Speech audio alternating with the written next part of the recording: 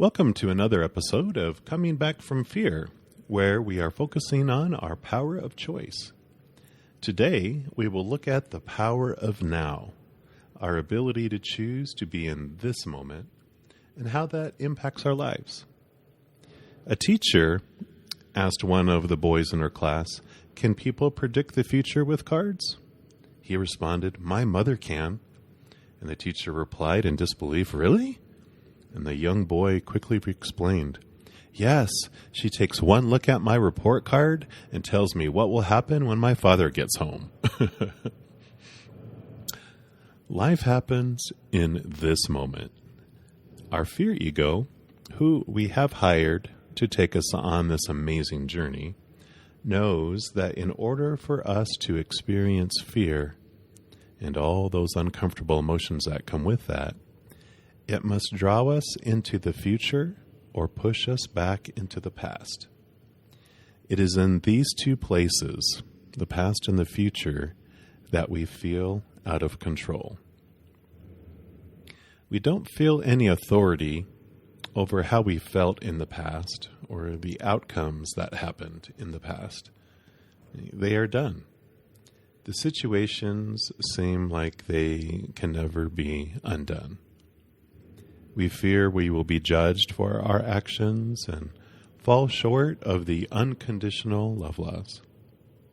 There's a lot of worry about the verdict coming in that we are unlovable and not worthy. The future brings another flavor of fear of not being in control. At least in the past, we think that is a done deal and nothing new can surprise us. But tomorrow brings so much uncertainty. What have we not prepared for? Who is going to step into our lives and mess up all our plans? What unforeseen circumstances will blindside us? The unknown can unsettle us when we are living in fear. Because in the world of fear, we have a long list of things that have to happen in order to be content, or to be acceptable, or to be lovable, or to be a success. When we live by this list, we will feel a strong need to control everything and everyone around us in order to meet all that criteria. Surely we can't leave it up to everyone else to do the right thing in order to check off all those boxes of the have-tos, the supposed-tos, and the need-tos. Eckhart Tolle mentions in his book, The Power of Now, that life is like a submarine.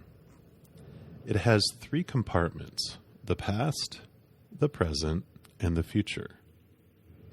Now we live in the present compartment, but the noise and commotion of the past and the future distract us from the present.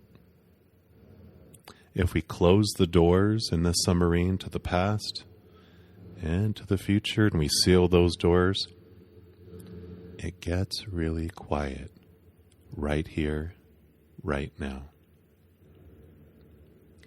We can release the future into the hands of whatever higher power we believe in. We can trust that everything will turn out for our highest experience because we are unconditionally loved. Why wouldn't everything be for our highest good?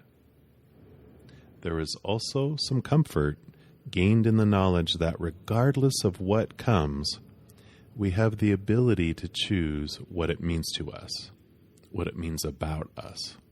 So really, it doesn't matter what happens. We will be fine if we choose to be. The past can be revised with meditation-like inquiry. I talked a bit about this a few episodes ago in The Power to Question. We can revisit our memories from a calm, non-fearing viewpoint and see what really happened. We can see that things just were and that actions just existed. Nothing more. The emotions that ignited from them were our own. And since we have that power, we can adjust the authority we gave those situations over us or those people over us. And we can just witness them for what they were. We can look at it this way. Yesterday is the hot ex-boyfriend or ex-girlfriend or ex-husband or ex-wife that will always have a place in our heart, who we sometimes think about what could have been. Tomorrow is the hottie we see in the distance that we think we will live happily ever after with, not really knowing if they are a jerk or not. And today is the dearest, most faithful mate who is the kindest, unconditionally loving supporter of our hearts and our dreams. They are everything we would ever need. Now, we will be drawn into the past and into the future. It's the ebb and flow of this life. And as long as we are here on this earth, our fear ego is going to try to do the job that we hired it to do. It's not out of hatred or punishment. It's why we came here, to experience all these opposites of unconditional love. Contrast, contrast, contrast. So forgive yourself if you get anxious or scared. There is nothing really to forgive. It just is. If you feel you're ready to wake up more from this dream, then there are some things you can do to come back into this moment. Number one, you can put visual reminders around you. On your mirror or on the front door so you see it before you go out into the world, or in your car so you can see it before you drive, or at your desk at work.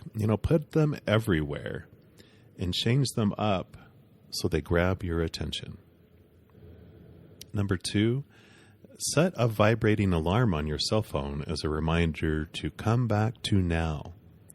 Whether it's every hour or 2 hours or 3 hours, set it to how often you want to be brought back to this moment. And three, I actually have daily reminders that post to my BRUDDA Zen Facebook page. Feel free to follow my page if you'd like to have access to those as well. I'll include a link below. And on that page, I have like a post each day reminding me to breathe. And then I have a post asking myself, what am I fearing? Another post reminding me that I am loved and that I am love. And a post asking myself what I am grateful for. All of these items help me come back to this moment and to move out of fear back into unconditional love. So give it a try. Next episode, we will finish up the emphasis on our superpowers with bringing them all together, talking about the power to choose. Then after that, we'll start looking at a variety of emotional situations where we can apply all the powers we have talked about over these last episodes and look at how we can transform how situations impact us.